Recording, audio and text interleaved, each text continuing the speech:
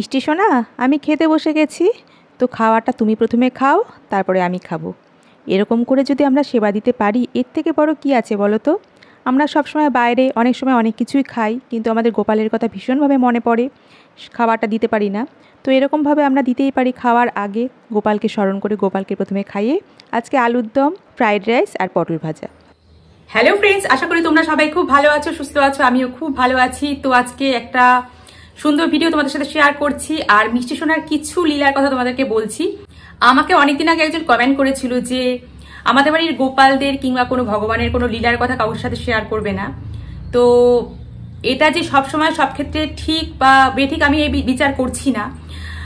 তবে একটা জিনিস ঠিক, যে আমি একবার তোমাদেরকে বলেছিলাম যে আমি আমার ঠাকুর ঘরে যখন পুজো দিতে আসি তখন আমি একটা শব্দ শুনতে পাই, সেটা হলো জলের শব্দ।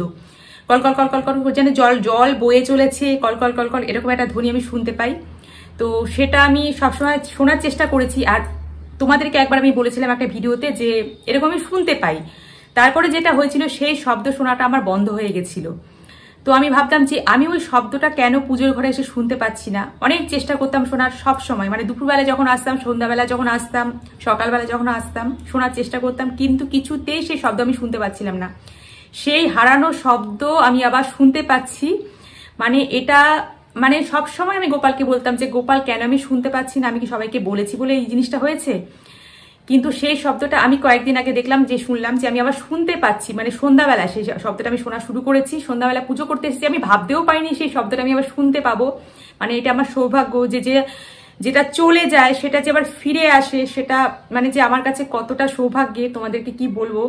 এটা সম্পূর্ণভাবে ভগবানের লীলা। ভগবানকে যারা বিশ্বাস করে তারা বিশ্বাসের মাধ্যমেই সবকিছু ফিরে পায়। আমি গোপালকে ভীষণভাবে মানি, ভীষণভাবে বিশ্বাস করি, তাই জন্য সেই জিনিসটা আমার জীবনে ফিরে এসেছে। এবং এখন আমি মাঝে মধ্যে সেই শব্দটা শুনতে পাই। আরো অনেক যেগুলো ঘটনা আছে, যেগুলো ছোট ছোট ঘটনা তোমাদের সাথে আমি নিশ্চয়ই শেয়ার করব। তো তার মধ্যে একটা ঘটনা তোমাদেরকে আমি বলি, না বলে আর পারছি না, হয়তো কোনো সময় ভুলেও যেতে পারি। যে ফার্স্ট দিন যেদিনকে ঝড়টা হলো আমাদের এখানে, তার আগে অবধি মোটামুটি গরম ছিল। আর তখন যেটা হয়েছিল, যে আমি ঝড় হবে যে সেটা আমি বুঝতে পারিনি।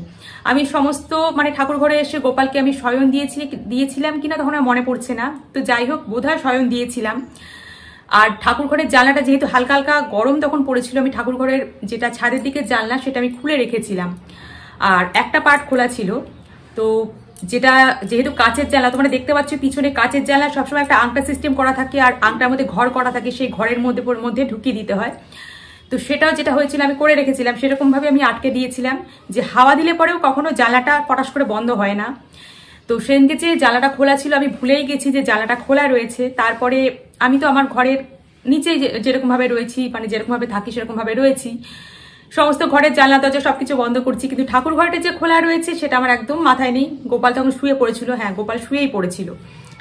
তারপরে যখন ঝড় উঠলো, মানে সেরকম ভাবে কোনো আমি শব্দ শুনতে পেলাম না। তো ঝড় যখন থেমে গেল তখন আমি ঠাকুর ঘরে আসলাম, এবং সেদিনকে ঝড়ের সাথে প্রচন্ড মাত্রায় বৃষ্টিও হয়েছিল। আর আমার ঠাকুর ঘরের জানলাটা এমন জায়গায়, ঝড় বৃষ্টি যদি একসাথে হয় তাহলে ঠাকুর ঘরটা পুরো জলে ভেসে যায়। আর সেদিনকে এমনই হয়েছিল, ভগবানের লীলা বা গোপালের লীলা বলতে পারো, যে আমি মানে যে জানলাটা খোলা ছিল কিন্তু জানলাটা এসে দেখি বন্ধ। মানে ওটা ঝড়ের দাপটে, মানে ওই ঘর থেকে খুলে অটোমেটিক একা একা জানলাটা বন্ধ হয়ে গেছে। মানে আমি ভাবতেও পারছি না যে কি করে এটা সম্ভব হলো।